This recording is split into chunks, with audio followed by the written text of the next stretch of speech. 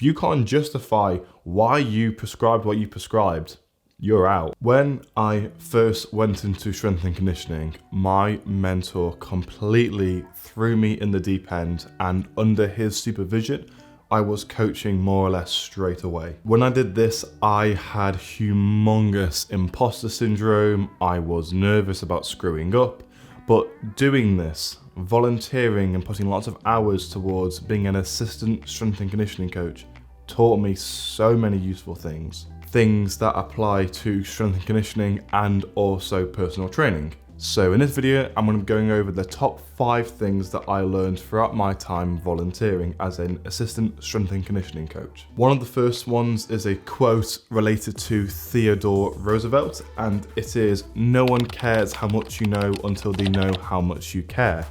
And this is really important because, as the quote suggests, if you know every single fact under the book, if the athlete or client does not think that you care about their progress and their success in their career, with their sport, whatever, they're going to be less inclined to hear what you have to say. Whether your sessions as a coach go well or badly, you as a coach, personal trainer, whatever, should be giving your client or athlete unconditional support, or at least in my opinion. The second tip is knowing the why.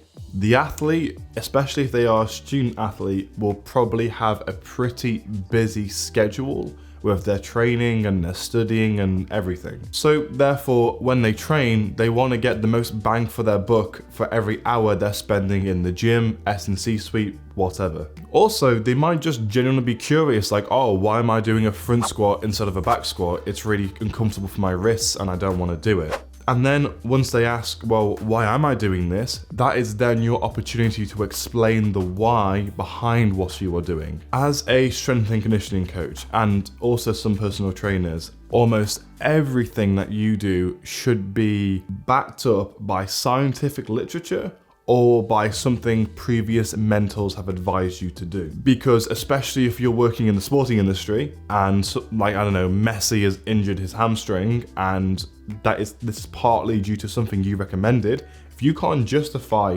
why you prescribed what you prescribed, you're out. Like, you need to be able to justify what you're doing and why. This kind of relates to something called the Feynman principle, which is from a physicist called Richard Feynman. And it's kind of like, the rule goes, if you can't explain it to like a kid, you don't know it well enough. I don't believe that's true for every single concept out there, because some concepts are just too complicated for children to understand. But you can kind of alter it and say, if you can't explain it to a friend who doesn't do what you do, then you don't know it well enough. Or in this case, if you can't explain it to an athlete, you don't know it well enough. But just in general, knowing the why behind what you're doing and why will give the athlete or client much more faith in what you are prescribing to them. The third tip relates to genuine and honest communication. To some level, you might adapt your coaching to the athletes or group of athletes that you are coaching, but just because your mentor, I don't know, coaches like an army instructor, for example,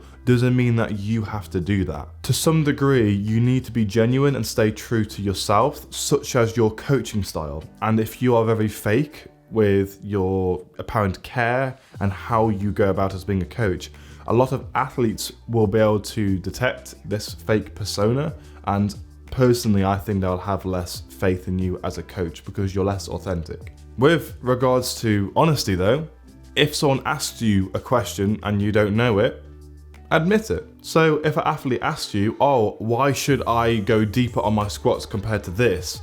If you know it, say, okay, via these biomechanical demands or in regards to range of motion, this is best because cool. But if you don't know it, say, okay, this is something I've been advised to do, but I don't know the reason, but I will look it up for you. By doing this, even if you don't know everything, which you're not expected to do, you're showing initiative because you're going out and improving your knowledge and answering questions that athletes are asking. There's absolutely nothing wrong with saying, I don't know, but I will look into it, especially if you are starting out as an assistant strength and conditioning coach or personal trainer like I was. The fourth tip, And this might not be something that you can change, but try and find a good mentor. It's really important that, especially if you find a good mentor, show willingness to help. Like there was times, for example, where I would get up for gym really early in the morning before a morning or like late morning lecture.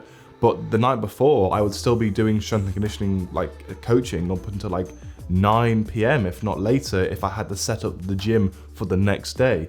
And I did that because firstly, I enjoyed it, but secondly, it's showing initiative, and it's showing more than just initiative, but also work ethic. And by showing that dedication, you're investing time into getting better. And so therefore, if your mentor sees that, they're going to want it to invest their time in you. However, assuming you are being considerate towards your mentor's time, if you want to ask like a couple questions or you want to ask for your feedback, if the coach begrudgingly gives you some help or seems to kind of like put you off or is rude towards you, that is their fault as a mentor, not your fault as a student. The last tip out of the 5, and this is quite a big one, but it is to be adaptable.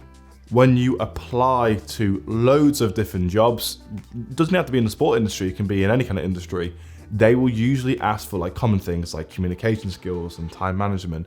But being adaptable and improvising is one of those meta skills which is really important. It's important to keep in mind that every athlete or client that you are coaching is only human. Different athletes will have different body proportions, different amounts of talent, different experience with training, asymmetries, training habits, previous injuries, etc. Ultimately, just because the athlete doesn't move exactly like the book tells you the athlete should move does not mean it's the end of the world. Your sessions might really look different if you're coaching youth athletes, more elderly senior athletes, whether you're doing one-on-one sessions or coaching 50 athletes in a big room. For example, giving a specific scenario, if an athlete doesn't like doing front squats because of mobility issues, then you can always regress to a back squat. If they can't do the back squat due to certain pains, maybe previous injuries, then you can regress to a Bulgarian split squat, because from my experience, people with lower back pain, if they struggle with back squats,